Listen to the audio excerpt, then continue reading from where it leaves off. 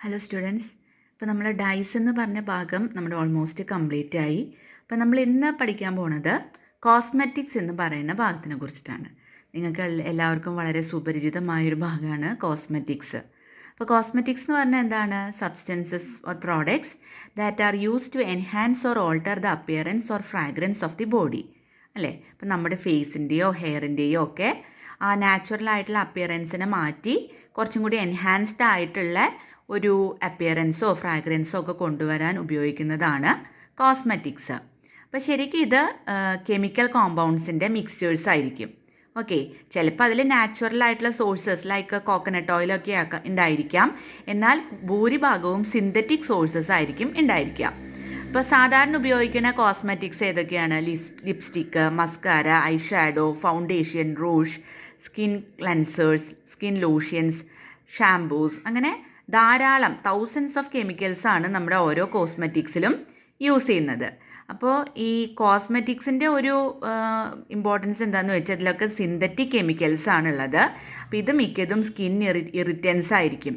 ചിലവർക്ക് നിങ്ങൾ വലതൊക്കെ നിങ്ങൾക്കറിയാം, ചിലപ്പോൾ ചിലർക്കൊക്കെ ഇങ്ങനത്തെ കോസ്മെറ്റിക്സൊക്കെ ഉപയോഗിച്ചിരുന്ന ചൊറിച്ചിൽ, ഇറിറ്റേഷൻ, അതുപോലെ പലർക്കും ക്യാൻസർ വരുന്നതിനുള്ള കാരണം കോസ്മെറ്റിക്സിൻ്റെ അമിതമായ ഉപയോഗമാണ്. Because they are skin പെനിട്രേറ്റേഴ്സ്.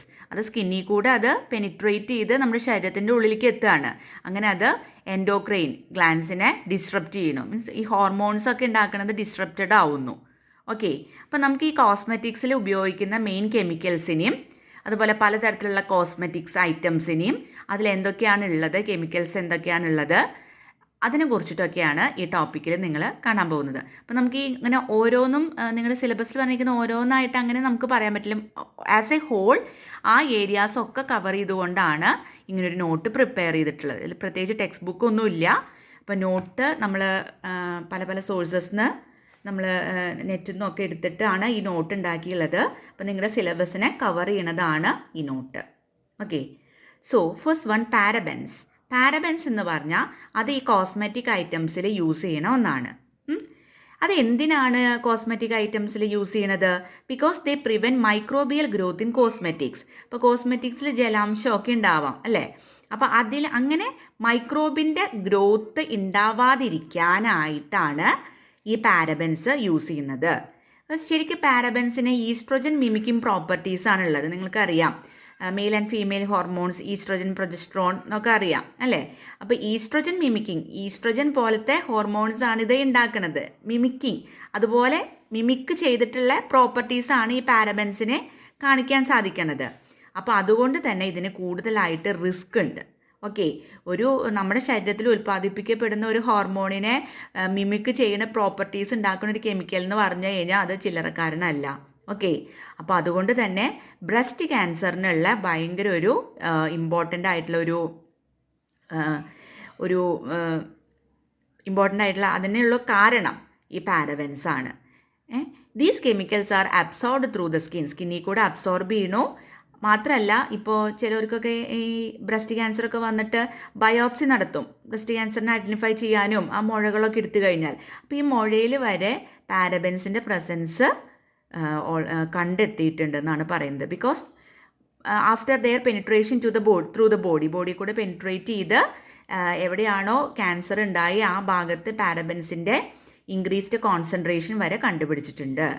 Okay, so they are mainly used in makeup, then body washes, deodorants, shampoos, facial cleansers, അതിലൊക്കെ ഉണ്ട്. അപ്പോൾ ആൺകുട്ടികൾ വിചാരിക്കും ഇത് പെൺകുട്ടികളാണ് ഇങ്ങനത്തെ കോസ്മെറ്റിക്സൊക്കെ ധാരാളമായിട്ട് യൂസ് ചെയ്യുന്നത്, അപ്പോൾ അതുകൊണ്ട് അവർക്ക് പ്രശ്നമില്ലാന്ന്. പക്ഷേ എത്രയ്ക്കായാലും ഷാംപൂസും അതുപോലെ ഡിയോഡ്രൻസും ഒക്കെ ആണുങ്ങളും ധാരാളം ഉപയോഗിക്കുന്നതാണ്. പക്ഷേ അതിലൊക്കെ എന്തുണ്ട്? ഈ പാരബെൻസിൻ്റെ പ്രസൻസ് ഉണ്ട്. Then synthetic colours. Synthetic colours എന്ന് പറഞ്ഞാൽ മെയിൻലി അത് ഡിറൈവ് ചെയ്ത് നിൽക്കുന്നത് പെട്രോളിയം അല്ലെങ്കിൽ കോൾട്രാർ സോഴ്സസ് എന്നൊക്കെയാണ്. അപ്പോൾ ഈ സിന്തറ്റിക് കളേഴ്സിൻ്റെ മെയിൻലി FD&C അതുപോലെ D&C എന്നൊക്കെ പറഞ്ഞിട്ടാണ് റെപ്രസെൻറ്റ് ചെയ്യുക. നമ്മൾ ഈ പ്രോഡക്ട്സ് വാങ്ങുമ്പോൾ നമുക്ക് കാണാം അതിൽ ഈ F എന്ന് പറയുന്നത് അതൊക്കെ ശരിക്കും ആർട്ടിഫിഷ്യൽ കളേഴ്സാണ്. F എന്ന് പറയുന്നത് ഫുഡിനെയാണ് റെപ്രസെൻറ്റ് ചെയ്യുന്നത്. Because such colours, synthetic colours can be used in food products.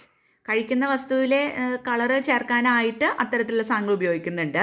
അതുപോലെ ഡി ആൻഡ് സി എന്നാണെങ്കിൽ അത് ഡ്രഗ്സിലും കോസ്മെറ്റിക്സിലും ഒക്കെ കളർ കൊടുക്കാനാണ് അതൊക്കെ യൂസ് ചെയ്യുന്നത്. പക്ഷേ ഇതൊക്കെ എന്താണ്, കാർസിനോജനിക് ആണ്. ദെൻ ഫ്രാഗ്രൻസ്, നല്ല മണം കിട്ടാൻ ഏത് ക്രീം എടുത്താലും അതിന് ഉളുമ്പ് തല്ലിപ്പൊളി മണം ഉണ്ടാവുമോ? ഇല്ല. ഒക്കെ ആയിട്ട് നല്ല ഫ്രാഗ്രൻസ് ആണ് ഉണ്ടാവുക അല്ലേ? അപ്പോൾ ഫ്രാഗ്രൻസിന് വേണ്ടിയിട്ട് പല സാധനങ്ങളും ആഡ് ചെയ്യുന്നുണ്ട്. പക്ഷേ ഈ ആഡ് ചെയ്യുന്ന വസ്തുക്കളൊക്കെ മിക്കതും അലർജിക് ആയിരിക്കും. അതുപോലെ dermatitis, respiratory distress, potential effects on the reproductive system, അങ്ങനെ മാരകമായ പല വിപത്തുകൾക്കും ഈ ഫ്രാഗ്രൻസ് ഉള്ള കോസ്മെറ്റിക് ഐറ്റംസ് കാരണമാവുന്നുണ്ട്. ഓക്കെ, ഇത്തരത്തിലുള്ള ഫ്രാഗ്രൻസ് ഉള്ളത് പെർഫ്യൂംസിൽ, ദെൻ കൊളോം എന്ന് പറഞ്ഞാൽ ഇപ്പോൾ നമ്മുടെ ബോഡിയിൽ തന്നെ സ്വെറ്റ് പ്രൊഡ്യൂസ് ചെയ്യാതിരിക്കാനൊക്കെ ആയിട്ട് അങ്ങനെയൊക്കെ യൂസ് ചെയ്യില്ലേ. അതുപോലെ കണ്ടീഷണേഴ്സ്, ഷാംപൂ, ബോഡി വാഷ് അതിലൊക്കെ ഉള്ളതാണ്. ദെൻ താലൈറ്റ്സ് എന്ന് പറയുന്നത് ധാരാളം പ്രോഡക്ട്സിൽ ഉപയോഗിക്കുന്നത്. ബിക്കോസ് അത് പ്ലാസ്റ്റിക്സിൻ്റെ സോഫ്റ്റ്നെസ്സും ഫ്ലെക്സിബിലിറ്റി ഒക്കെ ഭയങ്കരമായിട്ട് കൂട്ടുന്നു. ഓക്കെ, അപ്പം മെയിൻലി നെയിൽ പോളിഷിലും പെർഫ്യൂംസിലൊക്കെയാണ് ഇത് കാണുന്നത്. നെയിൽ പോളിഷിൽ ഡൈബ്യൂട്ടൈൽ താലൈറ്റും പെർഫ്യൂംസിലെ ഡൈഈഥൈൽ താലൈറ്റും ആണ് ഉണ്ടാവാറുള്ളത്. ഓക്കെ, പിന്നെ ഇതൊക്കെ എൻഡോക്രൈൻ ഡിസ്റപ്റ്റേഴ്സ് ആണ്. എൻഡോക്രൈൻ ഗ്ലാൻസിൻ്റെ പ്രൊഡക്ഷനൊക്കെ ഡിസ്റപ്റ്റ് ചെയ്യണു. അതുപോലെ high risk of breast cancer, then early breast development in girls and reproductive birth defects in males and females, അതൊക്കെ ഉണ്ടാവാനുള്ള സാധ്യതയുണ്ട്. അതുകൊണ്ട് തന്നെ ഇതൊക്കെ ഏതിലൊക്കെയാണ് ഉള്ളതെന്ന് വെച്ചാൽ ഡിയോഡ്രൻസിൽ, പെർഫ്യൂംസിൽ, ഹെയർ സ്പ്രേസിൽ, മോയ്സ്ചറൈസേഴ്സിലൊക്കെയാണ് ഇത് യൂസ് ചെയ്യുന്നത്. അടുത്തൊരു കെമിക്കലാണ് ട്രൈക്ലോസൻ. അതൊരു ആൻറ്റി മൈക്രോബിയൽ കെമിക്കലാണ്. മൈക്രോബ്സ് ഉണ്ടാവാതിരിക്കാനായിട്ട് ഉപയോഗിക്കുന്ന കോസ്മെറ്റിക്സിലൊക്കെ ഉപയോഗിക്കുന്ന ഒരു കെമിക്കലാണ് triclosan. So it is also an endocrine disruptor and it disrupts the reproductive hormones, thyroid hormone, and it is also a skin irritant. അപ്പം അത് ഭയങ്കര ചൊറിച്ചിലുണ്ടാക്കും. മാത്രമല്ല തൈറോയ്ഡ് ഹോർമോൺസിനും അതുപോലെ തന്നെ റിപ്രൊഡക്റ്റീവ് ഹോർമോൺസിനും ഒക്കെ അത് ഡിസ്റപ്റ്റ് ചെയ്യും. ഈ ട്രൈക്ലോസൻ എന്ന് പറയുന്ന സാധനം അത് ടൂത്ത് പേസ്റ്റിൽ വരെയുണ്ട്, ആൻറ്റി ബാക്ടീരിയൽ സോപ്പിൽ, ഡിയോഡ്രൻസിലൊക്കെ ഉണ്ട്. എന്ന് വെച്ചാൽ ബാക്ടീരിയയുടെ പ്രൊഡക്ഷനെ കുറയ്ക്കാനുള്ള സിന്തറ്റിക് ആയിട്ടുള്ള കെമിക്കൽസാണ് ഇതൊക്കെ. ഓക്കെ, ഈ ട്രൈക്ലോസൻ എന്നൊക്കെ പറയുന്നത്. അപ്പോൾ അതിൻ്റെ പ്രവർത്തനം ചെയ്യും, പക്ഷെ അതിൻ്റെ സൈഡ് ഇഫക്റ്റ് ആയിട്ട് പല മാരക അസുഖങ്ങളും അല്ലെങ്കിൽ നമ്മുടെ ബോഡിയുടെ തന്നെ നോർമലായിട്ടുള്ള ആ ഒരു മൂവ്മെൻറ്റിനെ അത് ഡിസ്റപ്റ്റ് ചെയ്യും, ഫങ്ഷനിങ്ങിനെ അത് ഡിസ്റപ്റ്റ് ചെയ്യും. നെക്സ്റ്റ്, സോഡിയം ലോററ്റ് സൾഫേറ്റ് എന്നാണ് പറയുക. അത് മെയിൻലി ഉണ്ടാവുക ക്ലെൻസിങ് പ്രോഡക്ട്സിലെയാണ്.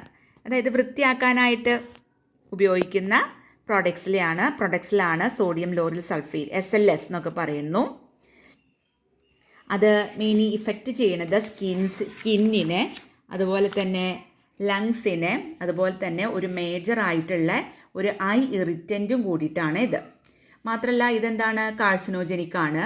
അതുപോലെ അത് കിഡ്നിയുടെ ഡാമേജിന്, റെസ്പിറേറ്ററി ഡാമേജിനൊക്കെ കാരണമാവുന്നുണ്ട്. ഓക്കെ, SLS എന്നൊക്കെയാണ് അതിനെ മെയിൻ പറയുന്നത്. ദെൻ ഫോർമാൽഡിഹൈഡും അതെ മെയിൻലി ബാക്ടീരിയയുടെ ഗ്രോത്തിനൊക്കെ പ്രിവെൻറ്റ് ചെയ്യാനായിട്ടാണ് കോസ്മെറ്റിക് ഐറ്റംസിൽ യൂസ് ചെയ്യുന്നത്. നമ്മുടെ ഹെയർ വാഷിൽ, ഷാംപൂസിൽ, കണ്ടീഷണേഴ്സിൽ, ഐ ഷാഡോയിൽ, നെയിൽ പോളിഷിലൊക്കെ അത് ഉപയോഗിക്കുന്നുണ്ട്. പക്ഷെ അതെന്താണ്, ഹ്യൂമൻ കാർസിനോജനിക് ഏജൻ്റാണ്. ദെൻ അതുപോലെ ടൊളുവീൻ എന്ന് പറഞ്ഞാൽ എവിടെ നിന്നാണ് ഡിറൈവ് ചെയ്യുന്നത്, നിങ്ങൾ പഠിച്ചിട്ടുള്ളതാണ്. പെട്രോളിയം അല്ലെങ്കിൽ കോൾട്ടാർ സോഴ്സിൽ നിന്ന് ഡിറൈവ് ചെയ്യുന്നതാണ്. അത് ഒരു സോൾവെൻ്റാണ്. ആ സോൾവെൻറ്റിനെ, പെയിൻറ്റിനെ അതിനൊക്കെ ഡിസോൾവ് ചെയ്യാനായിട്ട് സാധിക്കും. പക്ഷെ അതിൻ്റെ മെയിൻ ഇഫക്റ്റ് എന്താണെന്ന് വെച്ചാൽ അത് റെസ്പിറേറ്ററി സിസ്റ്റത്തിനെ എഫക്റ്റ് ചെയ്യുന്നു, കോസസ് ന്യൂസിയ ആൻഡ് സ്കിൻ ഇറിറ്റേഷൻ. അതുപോലെ ഇപ്പോൾ പ്രഗ്നൻ്റ് ആയിട്ടുള്ള ലേഡീസൊക്കെ ഇത്തരത്തിലുള്ള കെമിക്കൽസ് അടങ്ങിയ കോസ്മെറ്റിക് ഐറ്റംസൊക്കെ യൂസ് ചെയ്യാമെങ്കിൽ അവരുടെ ഡെവലപ്പ് ചെയ്ത് വരുന്ന ഫീറ്റസിന് വരെ ഡാമേജ് ഉണ്ടാക്കാനുള്ള സാധ്യതയുണ്ട്. മാത്രമല്ല അത് ഇമ്മ്യൂൺ സിസ്റ്റത്തിനെ തന്നെ അത് എഫക്റ്റ് ചെയ്യും. അപ്പോൾ ഇത് നമ്മൾ വിചാരിക്കും നെയിൽ പോളിഷ്, അതൊന്നും ഇടാത്തവർ ആരും ഉണ്ടാവില്ല അല്ലേ. നെയിൽ പോളിഷ് അല്ലെങ്കിൽ നെയിലിന് എന്തെങ്കിലും ട്രീറ്റ്മെൻ്റ് ഒക്കെ നടത്താനൊക്കെ ആയിട്ട് ഉപയോഗിക്കാത്തവർ ആരും ഉണ്ടാവില്ല. പക്ഷേ ഇതിൽ വരെ ഇത്ര മാരകമായ കെമിക്കൽസാണ് യൂസ് ചെയ്യുന്നത്. അപ്പോൾ ഒരിക്കലും കുട്ടികൾക്കൊന്നും നമ്മൾ നെയിൽ പോളിഷ് ഇട്ട് കൊടുക്കാൻ പാടില്ല. ഇങ്ങനെ അവരത്ര വാശി പിടിച്ചാൽ എന്താ ചെയ്യാൻ പാടുള്ളൂ, കാലുമ്മലൊക്കെ ഇട്ട് കൊടുക്കാൻ പാടുള്ളൂ. കാലിപ്പോൾ എന്തായാലും വായിലേക്ക് കൊണ്ടുപോയില്ലല്ലോ. എന്നിട്ട് കയ്യുമ്മലൊന്നും ഒരിക്കലും കുഞ്ഞു കുട്ടികൾക്ക് ചെറുപ്പം കുട്ടികൾക്കൊന്നും ഒരിക്കലും നെയിൽ പോളിഷ് ഒന്നും ഇട്ട് കൊടുക്കരുത്. ബിക്കോസ് എന്താണെന്ന് വെച്ചാൽ അവർ ഭക്ഷണം കഴിക്കുമ്പോൾ ഒക്കെ അല്ലെങ്കിൽ വിരൽ വായിലിടുക അങ്ങനെയൊക്കെ ചെയ്യുമ്പോൾ അത് വയറിലേക്ക് ഇറങ്ങിപ്പോവാനുള്ള സാധ്യതയുണ്ട്. അപ്പോൾ അതാണ് toluene. Then propylene glycol. Propylene glycol എന്ന് പറഞ്ഞ ഒരു ഓർഗാനിക് ആൽക്കഹോളാണ്. അതൊരു സ്കിൻ കണ്ടീഷനിങ് ഏജൻ്റ് ആണ്. എന്ന് വെച്ചാൽ നമ്മുടെ സ്കിന്നിൽ ഉപയോഗിക്കുന്ന ഷാമ്പൂവിലെ, മേക്കപ്പ് പ്രോഡക്ട്സിലെ, അതുപോലെ സൺസ്ക്രീൻ ക്രീംസിലെ, പിന്നെ ഷാമ്പൂവിലെ, ഹെയർ സ്പ്രേസിലെ, മോയ്സ്ചറൈസിങ് ക്രീംസ് ഇല്ലേ അതിലൊക്കെ അത് യൂസ് ചെയ്യുന്നുണ്ട്. പക്ഷെ അതൊരു സ്കിൻ ഇറിറ്റൻ്റ് ആണ്. ചിലർക്ക് ചൊറിച്ചിലുണ്ടാവില്ല, പക്ഷെ അവരുടെ സ്കിന്നിൽ കൂടെ എന്ത് ചെയ്യുന്നുണ്ട്, പെനിട്രേറ്റ് ചെയ്ത് ഉള്ളിലേക്ക് പോകുന്നുണ്ട്. അപ്പോൾ അതുകൊണ്ട് അത് വളരെ ഹാനികരമാണ്. അപ്പോൾ അതും നമ്മുടെ കോസ്മെറ്റിക് ഐറ്റംസിൽ യൂസ് ചെയ്യുന്ന ഒരു സ്ഥിരം കെമിക്കലാണ്. Then sunscreen chemicals. അപ്പോൾ സൺസ്ക്രീൻ എന്ന് പറഞ്ഞാൽ എന്താ, അത് പലരും ഉപയോഗിക്കുന്നുണ്ട് അല്ലേ. നിങ്ങൾ കോളേജ് വരുമ്പോഴേക്കൊക്കെ വരുമ്പോഴൊക്കെ ചിലപ്പോൾ പലപ്പോഴും പലരും ഉപയോഗിക്കുന്നുണ്ടാവും. അത് അൾട്രാവയലറ്റ് ലൈറ്റിനെ അബ്സോർബ് ചെയ്യാണ്ട് അപ്പോൾ നമ്മുടെ മുഖമൊന്നും പെട്ടെന്ന് അങ്ങനെ വാടിപ്പോവാതിരിക്കാൻ വേണ്ടിയിട്ടാണ് ഈ സൺസ്ക്രീൻ കെമിക്കൽസൊക്കെ യൂസ് ചെയ്യുന്നത്. സണ്ണിൽ നിന്നുള്ള പ്രൊട്ടക്ഷൻ എന്നുള്ളതാണ് ഞാൻ ഉദ്ദേശിക്കുന്നത്. പക്ഷെ അതിലത്തെ കെമിക്കൽസും എൻഡോക്രൈൻ ഡിസ്റപ്റ്റേഴ്സ് തന്നെയാണ്. എന്ന് വെച്ചാൽ നമ്മുടെ ശരീരത്തിലുണ്ടാക്കുന്ന ഹോർമോൺസിനെയൊക്കെ ഡിസ്റപ്റ്റ് ചെയ്യുന്നുണ്ട്. അതുപോലെ സെൽസിനെ ഡാമേജ് ചെയ്യുന്നു. നമ്മുടെ ശരീരത്തിൽ ക്യാൻസർ ഉണ്ടാവാനുള്ള സാധ്യത വളരെ കൂടുതലാണ്. അപ്പോൾ ഈ സൺസ്ക്രീൻ കെമിക്കൽസിൽ മെയിനായിട്ടുള്ളത് ബെൻസോഫീനോൺ, PABA, അവോബെൻസോൺ, ഹോമോസെലൈറ്റ്, എത്തോക്സിസിന്നമേറ്റ് ഒക്കെയാണ് സൺസ്ക്രീൻ പ്രോഡക്ട്സിലുള്ളത്. അപ്പോൾ സാധാരണ നമ്മൾ വലിയ കുഴപ്പമില്ലാന്ന് വിചാരിച്ച് ഉപയോഗിക്കുന്ന പല കെമിക്കൽസിലും പല കോസ്മെറ്റിക്സിലും ഇത്തരത്തിലുള്ള ഡേഞ്ചറസ് ആയിട്ടുള്ള കെമിക്കൽസാണ് ഉള്ളത്. അതുപോലെ തന്നെ ഹെയർ ഡൈസ് എന്ന് പറഞ്ഞാൽ അത് കുറച്ച് പ്രായമായവരൊക്കെ മിക്കതും ഉപയോഗിക്കുന്നുണ്ടാവും. നിങ്ങളുടെ വീട്ടിലാണെങ്കിലും ചിലപ്പോൾ അച്ഛനോ അമ്മയോ അച്ചാച്ചൻ അമ്മാമ്മ അവരൊക്കെ ഉപയോഗിക്കുന്ന സാധനമാണ്. പക്ഷേ ഈ ഹെയർ ഡൈയിലും ധാരാളം ഹൈലി കാർസിനോജനിക് ആയിട്ടുള്ള കെമിക്കൽസ് ഉണ്ട് എന്നുള്ളതാണ് സത്യം. ഇപ്പോൾ ഹെയർ ഡൈ എന്ന് പറഞ്ഞാൽ ശരിക്കും combination of chemicals ammonia and hydrogen peroxide. അപ്പോൾ ഹൈഡ്രജൻ പെറോക്സൈഡ് ശരിക്കും പറഞ്ഞാൽ ബ്ലീച്ച് ചെയ്യാണ് ചെയ്യുക. നാച്ചുറലായിട്ട് ഇപ്പോൾ വൈറ്റ് കളറാണെങ്കിൽ അതിനെ ബ്ലീച്ച് ചെയ്യണു, എന്നിട്ട് ഓക്സിജൻ റിലീസ് ചെയ്യുന്നു, എന്നിട്ട് അവിടെ കെമിക്കൽ റിയാക്ഷൻസ് നടക്കുന്നു. അപ്പോൾ അമോണിയ എന്ത് ചെയ്യുന്നു, ഈ ഹെയറിൻ്റെ ഔട്ടർ ക്യൂട്ടിക്കൽ എന്ന് വെച്ചാൽ പുറത്തെ ആ ലെയർ ഉണ്ടല്ലോ അത് ബ്രേക്ക് ചെയ്യുന്നു. എന്നിട്ട് ഈ ഡൈയിലുള്ള ഏത് കെമിക്കൽസ് ആണോ അതിനെ ഹെയറിലേക്ക് എൻറ്റർ ചെയ്യാനുള്ള ഒരു പാത്ത് വേ ഉണ്ടാക്കി കൊടുക്കുകയാണ് ചെയ്യുന്നത്. അപ്പോൾ ആ ഹെയറിൽ ഏത് കളർ ഡൈ ആണോ ഉള്ളത്, ആ ഹെയർ ഡൈയിൽ ഏത് കളർ ഡൈ ആണോ ഉള്ളത് അതങ്ങനെ ഉപയോഗിക്കുന്ന ഹെയറിലേക്ക് പെനിട്രേറ്റ് ചെയ്ത് പോവുകയും ചെയ്യുന്നു. പക്ഷേ ഇത് ഇങ്ങനെ ഹെയർ ഡൈസ് കുറേ കാലം ഉപയോഗിക്കുന്നത് കൊണ്ട് ഹെയർ ഭയങ്കര ഹാർഡനാവും. മാത്രമല്ല ഇങ്ങനെ പൊട്ടിപ്പോവാനുള്ള സാധ്യതയുണ്ട്. പിന്നെ പലർക്കും അലർജിക് റിയാക്ഷൻസ് ഉണ്ടാവാറുണ്ട് ഹെയർ ഡൈസ് ഉപയോഗിക്കുമ്പോൾ. അവർക്ക് സ്കിന്നിലൊക്കെ ചൊറിച്ചിലുണ്ടാവും, കണ്ണിന് ഭയങ്കര ചൊറിച്ചിൽ വരാറുണ്ട്. അതുപോലെ അത് റെസ്പിറേറ്ററി സിസ്റ്റത്തിനെ വരെ ആക്ട് ചെയ്യാൻ ഉള്ള സാധ്യതയുള്ളതാണ്. പിന്നെ വേറെ പല സബ്സ്റ്റിറ്റ്യൂട്ട്സൊക്കെ ഉപയോഗിക്കുന്നുണ്ട് ഹെയർ ഡൈസിൽ. അതിലൊന്നാണ് എത്തനോൾ അമീൻ. പക്ഷെ അതും ഒരു അമോണിയ ഫ്രീ പ്രോഡക്റ്റ് ആയിട്ടാണ് യൂസ് ചെയ്യുന്നത്, പക്ഷെ ഒരു ഇറിറ്റൻ്റ് തന്നെയാണ്. അതുപോലെ റിസോഴ്സിനോൾ, അത് അലർജീസ് ഉണ്ടാക്കുന്നു, അതുപോലെ ഇറിറ്റേറ്റിംഗ് ആണ്. അതുപോലെ നേരത്തെ നമ്മൾ കണ്ടു സോഡിയം ലോറിൽ സൾഫേറ്റ്, അതും നമ്മുടെ സ്കിന്നിനെ വളരെയധികം ഡ്രൈ ആക്കും, ഇറിറ്റേറ്റ് ചെയ്യുകയൊക്കെ ചെയ്യിക്കുന്നു. Then parabens that we have already seen, അത് പ്രിസർവേറ്റീവ്സ് ആൻറ്റി മൈക്രോബിയൽ ആക്ഷനെ പ്രിവെൻറ്റ് ചെയ്യുന്നതാണ്. അതും പൊട്ടൻഷ്യൽ ഹോർമോൺ ഇഫക്ട്സ്, അതായത് ഈസ്ട്രോജനിക് ഇഫക്ട്സ്, ഹോർമോൺസിനെ ഡിസ്ട്രപ്റ്റ് ചെയ്യുന്ന ഇഫക്ട്സ് ഒക്കെ അതും ഉണ്ടാക്കുന്നുണ്ട്. അപ്പോൾ ഇതൊക്കെയാണ് ഹെയർ ഡൈസ്. ഈ ഹെയർ ഡൈനെ കുറിച്ചിട്ട് കുറച്ച് നിങ്ങളുടെ ഇതാണ് കോംപ്ലിമെൻ്ററി, അതായത് ഫിസിക്സ് കുട്ടികളൊക്കെ 4th സെമ്മിൽ പഠിക്കുന്ന ടെക്സ്റ്റ് ബുക്കിലും ഇതിനെക്കുറിച്ച് കുറച്ച് കാര്യങ്ങൾ പറയുന്നുണ്ട്. അതായത് ഒരു ഹെയർ ഡൈയിൽ ഒരു ഇൻ്റർമീഡിയറ്റ് ഉണ്ടായിരിക്കും, പിന്നെ ഒരു കപ്ലിംഗ് ഏജൻറ്റ് ഉണ്ടായിരിക്കും. ആ ഇൻ്റർമീഡിയറ്റിൻ്റെയാണ് PTD എന്നൊക്കെ പറഞ്ഞുകൊണ്ട് കൊടുത്തിരിക്കുന്നത്. കപ്ലിംഗ് ഏജൻ്റായിട്ട് നമ്മൾ നേരത്തെ പറഞ്ഞില്ലേ റിസോഴ്സിനോള്, നാഫ്തോള് അതൊക്കെ യൂസ് ചെയ്യുന്നുണ്ട്. പിന്നെ ഓക്സിഡൻ്റ് ആണ് ഇവിടുത്തെ നമ്മുടെ ഹൈഡ്രജൻ പെറോക്സൈഡ്. അതുപോലെ ഒരു ആൽക്കലൈസർ ആയിട്ടാണ് അമോണിയ ഉപയോഗിക്കുന്നത്. പിന്നെ നേരത്തെ പറഞ്ഞ അതേ പ്രോസസ്സ് തന്നെ എന്താണ്, ഈ 1,4-ഡയമീൻ എന്ന് പറഞ്ഞാൽ PBDനെയൊക്കെ ആദ്യം തന്നെ അത് ഓക്സിഡൈസ് ചെയ്യുന്നു. പിന്നീട് ഈ ഓക്സിഡൈസ് ചെയ്യപ്പെട്ട ഈ പ്രൈമറി ഡൈ ഇൻ്റർമീഡിയറ്റ് പിന്നീട് കപ്ലിംഗ് ഏജൻറ്റിനെ ആയിട്ട് ബേസിക് മീഡിയത്തിൽ വെച്ചിട്ട് റിയാക്ട് ചെയ്യുന്നു. പിന്നെ അങ്ങനെ കിട്ടണ കോമ്പൗണ്ടിന് പിന്നീട് ഓക്സിഡേഷൻ നടക്കുകയൊക്കെയാണ് ചെയ്യുന്നത്. അപ്പോൾ ഈ സെയിം ഇത് തന്നെയാണ്, നേരത്തെ പറഞ്ഞ കാര്യങ്ങൾ തന്നെയാണ് ഇവരുടെ കോംപ്ലിമെൻ്ററി ടെക്സ്റ്റ് ബുക്കിലും പറഞ്ഞിരിക്കുന്നത്. പിന്നെ ആ കോംപ്ലിമെൻ്ററി കുട്ടികൾക്ക് ഒന്നും കൂടിയും അവരെന്നെ ഒന്നും കൂടി മനസ്സിലാക്കാൻ വേണ്ടി അതിൻ്റെ സ്ട്രക്ചറൊക്കെ കൊടുത്തിരിക്കണമെന്ന് മാത്രം. അപ്പോൾ ഈ നോട്ട് ഞാൻ ഷെയർ ചെയ്യേണ്ടത്, അപ്പോൾ നിങ്ങൾ ജസ്റ്റ് ഒന്ന് വായിച്ച് നോക്കുക. സെയിം കെമിസ്ട്രി തന്നെയാണ് ഇവിടെയും ഡിസ്കസ് ചെയ്തിട്ടുള്ളത്. ഓക്കെ, അപ്പോൾ ഇത്രയൊക്കെയാണ് ഹെയർ ഡൈസിൽ ഇവിടെ പറയുന്നത്. മാത്രമല്ല ചിലപ്പോൾ ലെഡ് അസറ്റേറ്റ് ഉണ്ടാവാം. അതായത് അത് ഹെയർ ഡൈസിൽ മാത്രമല്ല, ചിലവർ കണ്ടിട്ടില്ലേ പല പല കളേഴ്സാക്കി നടക്കുന്നത് മുടീനെ ഫാഷനിൽ ചെയ്യുന്നതാണ് അതൊക്കെ അല്ലേ. അപ്പോൾ അതിലൊക്കെ ആ ഹെയർ കളേഴ്സിലും എന്തുണ്ട്, ലെഡ് അസറ്റേറ്റ് ഉണ്ട്. അപ്പം ലെഡ് എന്ന് പറഞ്ഞാൽ അത് കുറച്ച് ഹാനികരമായൊരു സാധനമാണ്. നമ്മൾ ഹാനികരമായ സാധനങ്ങളിൽ തന്നെയാണ് മിക്കതും ഇപ്പോൾ പറയുന്നത്. അതൊരു ന്യൂറോ ടോക്സിനാണ്. എന്ന് വെച്ചാൽ നമ്മുടെ നെർവ്സിനെയൊക്കെ അത് ഇഫക്റ്റ് ചെയ്യുന്നു. നെർവ്സിനെ ഇഫക്റ്റ് ചെയ്യുന്ന ഒരു ടോക്സിക് ആയിട്ടുള്ള ഒരു സബ്സ്റ്റൻസ് ആണ് എന്ത്, ലെഡ് എന്ന് പറഞ്ഞാൽ. ഒരു കാർസിനോജനിക്കുമാണ്, ക്യാൻസർ ഇൻഡ്യൂസിങ്ങുമാണ്. അപ്പോൾ പലപ്പോഴും ലെഡ് അസറ്റേറ്റിന് പകരമായിട്ട് ബിസ്മത്ത് സിട്രേറ്റ് യൂസ് ചെയ്യുന്നുണ്ട് ഹെയർ കളേഴ്സിൽ. കാരണം എന്താ വെച്ചാൽ ലെഡ് അസറ്റേറ്റിനെ വെച്ച് നോക്കുമ്പോൾ ബിസ്മത്ത് സിട്രേറ്റ് കുറച്ചും കൂടിയും ലെസ് ടോക്സിക് ആണ്. അപ്പോൾ ഇത്രയൊക്കെയാണ് ഇവിടെ ഹെയർ ഡൈസിനെ കുറിച്ച് പറയുന്നത്. ഒരു ടോപ്പിക് കൊണ്ട് നമുക്ക് ഡിസ്കസ് ചെയ്യാം, പെർഫ്യൂംസ്. ഓക്കെ, പെർഫ്യൂംസ് എന്ന് പറഞ്ഞാൽ എന്താണ്, അതെ വേർപ്പിൻ്റെ മണമൊന്നും വരാതിരിക്കാൻ വേണ്ടിയിട്ട് പലപ്പോഴും യൂസ് ചെയ്യുന്ന ഒരു സാധനമാണ് പെർഫ്യൂംസ് എന്ന് പറയുന്നത്. അപ്പോൾ ഇതിൽ മെയിനായിട്ടുള്ള chemicals benzene, benzyl alcohol, limonene, acetone, ethanol ഒക്കെയാണ്. പക്ഷേ ഈ തരത്തിലുള്ള ഈ സബ്സ്റ്റൻസസ് കെമിക്കൽസ് ഇതിലൊക്കെ ഉണ്ടാവുന്നത് കൊണ്ട് ചിലപ്പോൾ ചിലവർക്ക് ഉണ്ടാവാം. വേറൊരാളാണ് ഈ പെർഫ്യൂംസ് ഉപയോഗിച്ചാലും അയാളുടെ കുറച്ച് നേരം നമ്മൾ അടുത്തിരുന്ന് കഴിഞ്ഞാൽ നമുക്കൊരു തലവേദന പോലെ തോന്നുന്നത് കാണാം, ഹെഡ് ഏക്ക്, നോസിയ, ആകെ ഒരു മനം പുരട്ടലൊക്കെ പോലെ വരും. അതുപോലെ ചിലവർക്ക് കുറച്ചും കൂടി അടിച്ച ആൾക്ക് ചിലപ്പോൾ എന്തായിരിക്കും കുറച്ചും കൂടി കോംപ്ലിക്കേഷൻസ് ഉള്ളതായിട്ടും വരാം.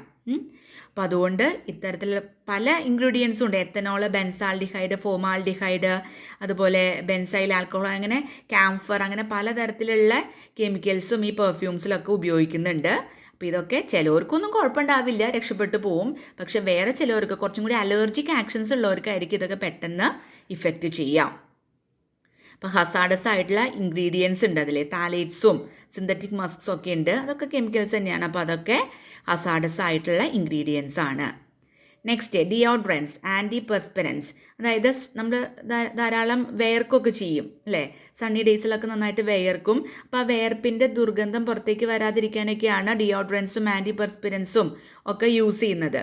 ഓക്കെ, അതൊക്കെ ടോക്സിക് കെമിക്കൽസ് തന്നെയാണ്, ക്യാൻസർ ഇൻഡ്യൂസിങ് ആയിട്ടുള്ള ടോക്സിക് കെമിക്കൽസ് തന്നെയാണ് ഈ ഡിയോഡ്രൻസിലും ആൻറ്റി പെർസ്പിറൻസിലും ഒക്കെ ഉള്ളത്. മാത്രമല്ല ചിലപ്പോൾ അൾഷിമേഴ്സ് വരെ ഉണ്ടാവാൻ സാധ്യതയുള്ള കെമിക്കൽസാണ് സ്ഥിരമായിട്ട് ഉപയോഗിച്ച് കഴിഞ്ഞാൽ. അത് അലർജിക് ആക്ഷൻസ് ഉണ്ടാക്കുന്നു. പിന്നെ സാധാരണ അതിലെ കെമിക്കൽസ് എന്ന് പറയുന്നത് aluminium chlorohydrate, parabens, propylene glycol, triclosan, TEA, DEA, FD-NCAN colours, talc, അങ്ങനത്തെ പല കാര്യങ്ങളും ഈ ഡിയോഡ്രൻസിലും ആൻറ്റി പെർസ്പിറൻസിലും ഉണ്ടായിരിക്കുന്നതാണ്. അപ്പോൾ അൽഷിമേഴ്സും അലർജിക് റിയാക്ഷൻസും വരെ ഉണ്ടാവാൻ, ക്യാൻസർ വരെ ഉണ്ടാവാൻ സാധ്യതയുള്ളതാണ് ഇതൊക്കെ. ദെൻ അലൂമിനിയം ബേസ്ഡ് കോമ്പൗണ്ട്സ് നമ്മൾ നേരത്തെ പറഞ്ഞു, അത് ഒരു ഭയങ്കരമായിട്ട് കൂടുതൽ കാണുന്നതാണ് ഈ ആൻറ്റി പെർസ്പിറൻസിൽ. ബിക്കോസ് അത് സ്വെറ്റ് ഗ്ലാൻസിനെ ബ്ലോക്ക് ചെയ്യുന്നു. അങ്ങനെ സ്വെറ്റ് നമ്മുടെ സ്കിന്നിൻ്റെ സർഫസിലേക്ക് എത്തണതിന് അത് തടയുകയാണ് ചെയ്യുന്നത്. ഓക്കെ, അപ്പോൾ നാച്ചുറലായിട്ടൊരു പ്രോസസ്സിനെയാണ് അത് തടയുന്നത്. ഓക്കെ, അപ്പോൾ അത് എന്ത് ചെയ്യുന്നു, നമ്മുടെ ശരീരത്തിലുള്ള ഈസ്ട്രോജൻ റിസപ്റ്റേഴ്സിനെ ഓഫ് ബ്രസ്റ്റ് സെൽസിനെയൊക്കെ അത് അബ്നോർമലി ഇഫക്റ്റ് ചെയ്യുന്നു. അങ്ങനെ ബ്രസ്റ്റ് ക്യാൻസർ ഒക്കെ ഉണ്ടാവാനുള്ള സാധ്യത വളരെയധികം കൂടുതലാണ്.